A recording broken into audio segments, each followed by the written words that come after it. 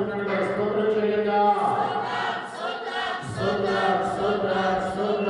ఈ మందిరం చుట్టుపక్కల ప్రాంతాల దీవునిగా, క్షేమకరంగా, ఆరోగ్యకరంగా, ఎవరు ఏ సమస్యలతో మందిరం అడుగుపెట్టినా సంతోష గానాల చేత తిరిగి వెళ్ళినట్లుగా దేవుడు దయచూపుతున్నందుగా స్తోత్రం చేయంగా.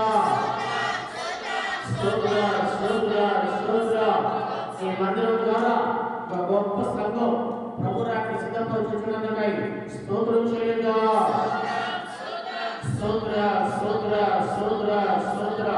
దేవుడు ఈ కుటుంబాన్ని ప్రాంత పరిచయంలో ఎక్కువ బలపరిచి బలముగా వాడబడినట్లుగా కావలసిన ప్రభుత్వ జ్ఞానం ఎక్కువ ప్రభు దయచేస్తున్నందుకై స్తోత్రం చేయంగా.